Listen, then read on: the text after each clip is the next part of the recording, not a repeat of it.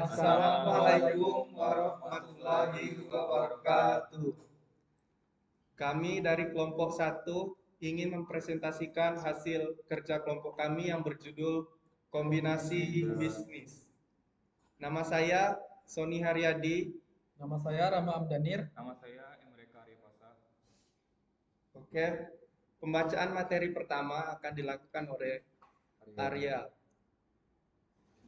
Baiklah, saya sebagai pemateri pertama akan menjelaskan tentang definisi kombinasi bisnis. Kombinasi bisnis adalah transaksi yang terjadi di mana pengakuisisi memperoleh kendali atas satu atau lebih bisnis. Transaksi yang terkadang disebut sebagai merger yang dianggap sama dengan kombinasi bisnis. Maksudnya, secara umum, kombinasi bisnis bertujuan untuk meningkatkan efisiensi, memperluas pangsa pasar, atau mendapatkan akses ke teknologi dan sumber daya baru. Dalam konteks ini, merger dan akuisisi dianggap sebagai bentuk menggabungkan kekuatan untuk mencapai keuntungan yang lebih besar. Baiklah, pada slide berikutnya saya akan menjelaskan tentang tujuan dan keuntungan kombinasi bisnis. Perusahaan melakukan kombinasi bisnis dengan bertujuan untuk memotivasi umum dalam melakukan kombinasi bisnis adalah ingin agar entitas tersebut menjadi lebih besar dan berkembang. Semakin besar perusahaan ini berjalan, investor akan memperoleh pengembalian investasi atau return yang semakin besar dari investasinya. Selanjutnya, pada materi 3, saya akan menjelaskan tentang alasan untuk melakukan kombinasi bisnis. Yang pertama yaitu penghematan biaya, gaji sebagai manajer biaya, penelitian produk baru, pengembangan. Yang kedua yaitu mengurangi penundaan beroperasinya perusahaan. Yang ketiga yaitu pengurangan resiko perusahaan yang sudah mempunyai berbagai produk lain.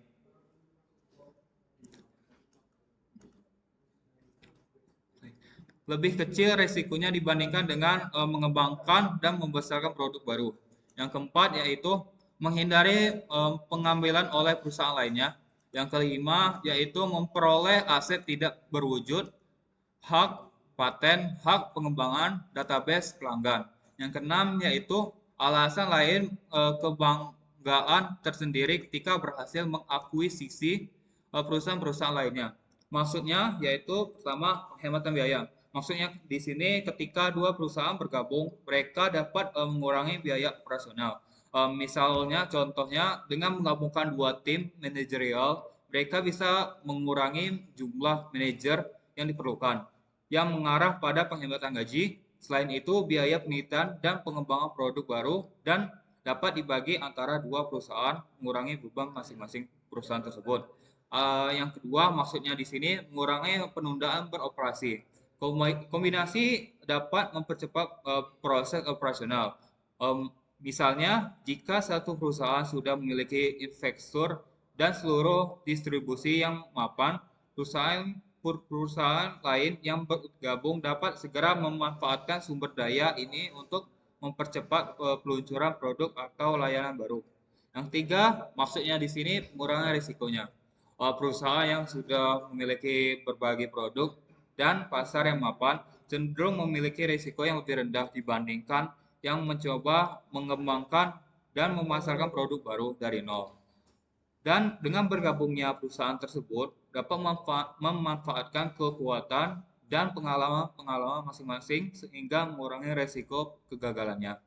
Maksudnya yang keempat, menghindari pengembalian.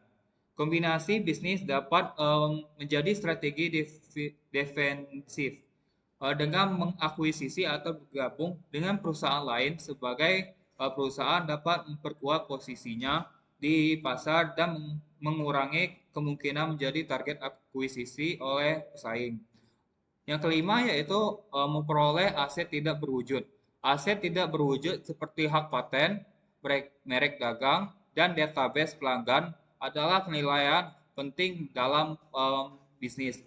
Dengan melakukan kombinasi bisnis tersebut, perusahaan memperoleh akses ke aset-aset ini yang dapat memberikan keunggulan kompetitif dan potensi pendapatan tambahan. Yang keenam, alasan lainnya, yaitu yang pertama kebanggaan dan prestasi. Keberhasilan mengakuisisi perusahaan lain dapat meningkat reputasi dan prestasi sebuah perusahaan ini. Hal ini dapat menarik investor pelanggan dan talent baru. Yang kedua yaitu investasi dan sinergi. Kombinasi bisnis dapat menciptakan peluang untuk inovasi, di mana dua budaya perusahaan dan ide-ide dapat saling melengkapi untuk menciptakan produk yang baru atau layanan yang baru. Oke, sekian dari materi saya. Saya akan lanjutkan materi selanjutnya pada teman saya. Oke, materi selanjutnya yaitu tentang jenis kombinasi bisnis. Jadi di jenis kombinasi bisnis ini itu dibagi menjadi dua, yaitu ada yang dari strategi bisnis dan bentuk entitas. Yang ingin kita bahas sekarang adalah dari strategi bisnis. Itu dibagi menjadi tiga. Ada integrasi vertikal, integrasi horizontal, dan konglomerasi. Jadi konglomerasi itu apa? Jadi integrasi vertikal itu apa? Itu adalah kombinasi bisnis dengan melakukan akuisisi entitas yang memiliki hubungan pemasok atau distribusi. Jadi ini contohnya, misal sebuah perusahaan pakaian yang memproduksi baju, jika mereka juga membeli pabrik kain dan toko retail, mereka melakukan integrasi vertikal. Nah, dengan cara ini itu mereka sudah mengontrol seluruh proses dari bahan baku hingga penjualan akhir. Itu manfaatnya untuk apa? Jadi manfaatnya itu untuk mengurangi biaya dan ketergantungan pada pemasok lain, karena dia sudah berhubungan dengan perusahaan yang memasok dari produk yang ingin dia produksi. Yang kedua, untuk meningkatkan kontrol kualitas produk. Nah, jadi itu tentang integrasi vertikal. Jadi yang kedua, integrasi horizontal. Integrasi horizontal itu apa? Itu kombinasi bisnis dengan melakukan akuisisi entitas yang menghasilkan produk sejenis atau produk yang berkaitan. Nah, contohnya misal sebuah perusahaan minuman yang mengakuisisi perusahaan minuman lain gitu. Jadi dia itu produknya sama. Untuk apa itu? Mereka biasanya untuk meningkatkan pangsa pasar, untuk mengurangi persaingan atau memperoleh akses ke lebih banyak pelanggan dan distribusi. Yang ketiga itu ada konglomerasi. Konglomerasi itu adalah kombinasi bisnis dengan melakukan akuisisi entitas yang tidak memiliki hubungan dengan entitas. Nah, itu contohnya misal perusahaan teknologi. Nah, contohnya itu misal perusahaan teknologi yang mengakuisisi perusahaan makanan. Jadi itu kan dua bidang yang berbeda tuh. Jadi itu manfaatnya untuk apa? Manfaatnya untuk diversifikasi resiko. Jika satu industri sedang lesu misal, nah, industri lain itu bisa membackup. Jadi tidak kedua-duanya hancur gitu. Yang kedua itu untuk memungkinkan pertumbuhan di pasar yang berbeda. Nah, itu untuk jenis kombinasi dari strategi bisnis. Oke, lanjut. Kedua itu adalah jenis kombinasi dari bentuk entitas. Itu dibagi menjadi 5. Yang pertama itu adalah dari metode polling of interest. Polling of interest ini apa? Ini metode akuntansi yang digunakan saat dua perusahaan bergabung tanpa ada perusahaan yang dianggap mengakuisisi lain. Contoh, dua perusahaan kecil A dan B memutuskan untuk bergabung dengan menjadi satu perusahaan baru C. Mereka tidak menghargai satu sama lain. Sebaliknya, mereka hanya menggabungkan aset dengan kewajiban mereka. Manfaatnya, metode ini menciptakan transparansi dan tidak ada pengakuan keuntungan atau kerugian saat penggabungan terjadi. Terus ada metode purchase. Jadi metode purchase itu digunakan ketika satu perusahaan pengakuisisi membeli perusahaan lain dan mengakui perbedaan antara harga dia dibayarkan dan nilai aset bersih yang diakuisisi sebagai goodwill. Nah, manfaatnya itu untuk memungkinkan perusahaan untuk mencatat nilai lebih dari aset yang diperoleh, mencerminkan nilai strategis atau sinergi dari akuisisi. Terus ada merger. Terus ada konsolidasi.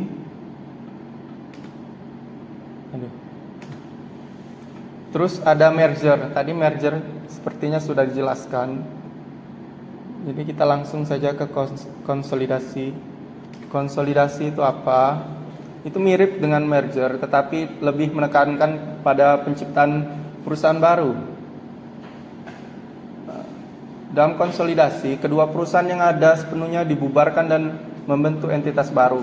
Nah, contohnya perusahaan X dan Y dibubarkan dan digabungkan untuk membuat perusahaan Z yang baru. Manfaatnya ya untuk menghapuskan struktur lama dan memulai dari awal, memungkinkan inovasi dan perbaikan. Nah, itu untuk yang konsolidasi. Terus ada akuisisi. Sepertinya akuisisi tadi sudah tahu, yaitu pengambil alihan perusahaan, ya. Nah, kita ke slide selanjutnya, yaitu tentang standar akuntansi bisnis kombinasi. Jadi, standar akuntansi bisnis kombinasi ini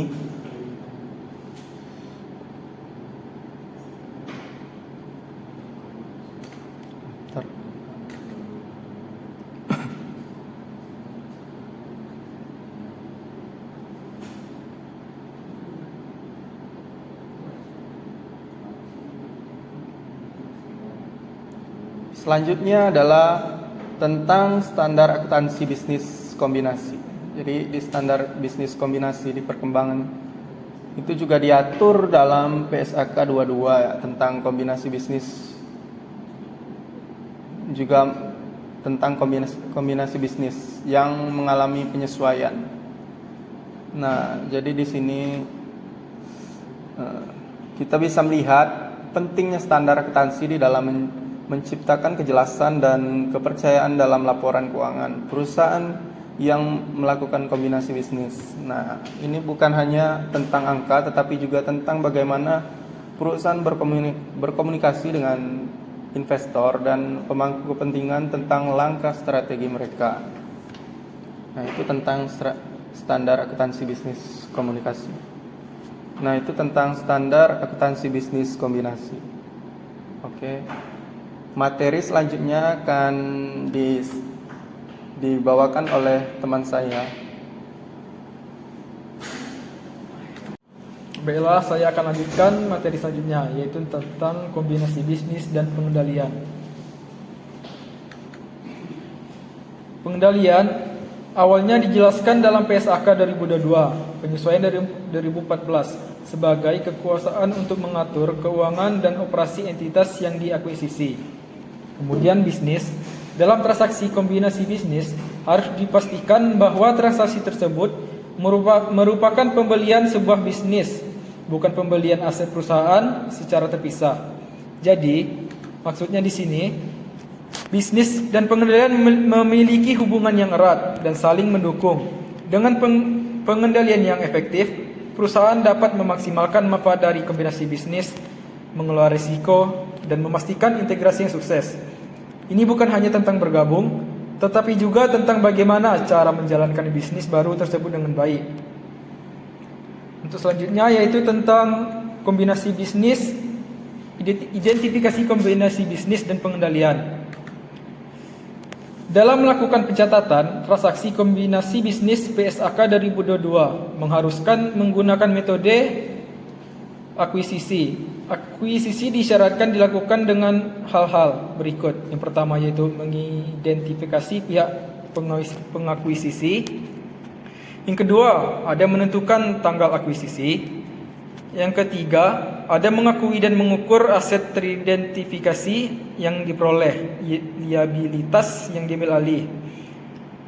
Selanjutnya, mengakui dan mengukur goodwill atau keuntungan dari pembelian dengan diskon.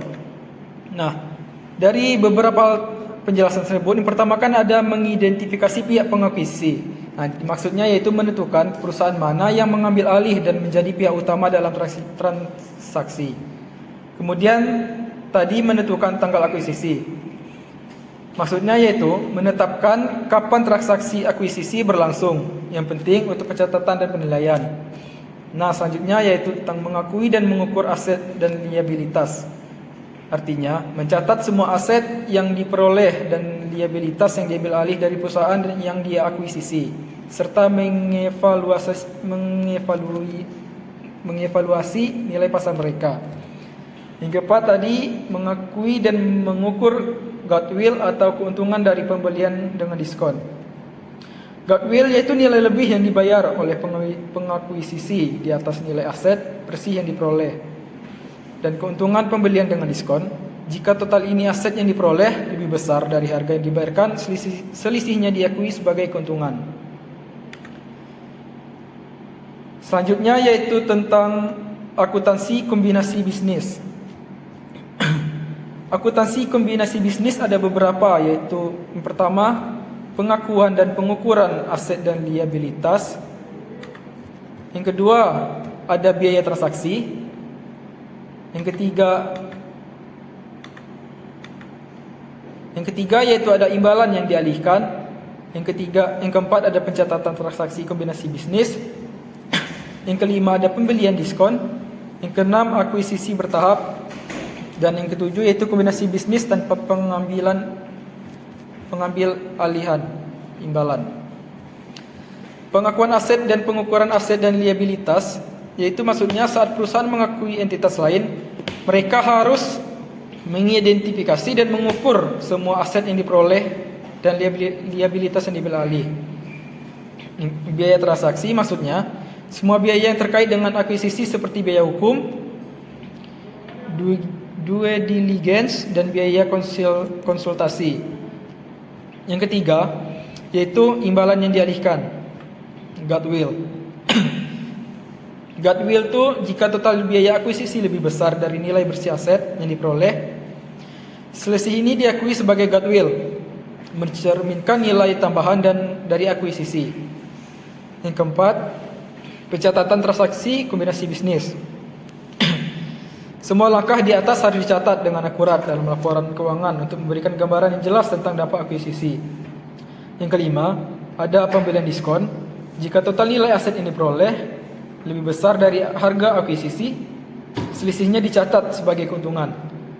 Yang keenam, ada akuisisi bertahap. Jika pengakuisisi membeli saham perusahaan target dalam beberapa tahap, mereka harus mencatat setiap pembelian dan mengukur kepemilikan yang diperoleh. Dan terakhir yaitu kombinasi bisnis tanpa pengalihan imbalan. Jadi kesimpulannya, poin-poin tersebut mencatat kombinasi bisnis dengan benar dan transparan sehingga pemangku kepentingan dapat memahami posisi keuangan yang sebenarnya. Baiklah, itu saja yang saya dapat sampaikan.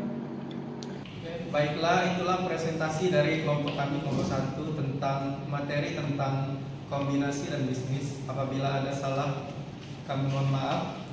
Wassalamualaikum warahmatullahi wabarakatuh.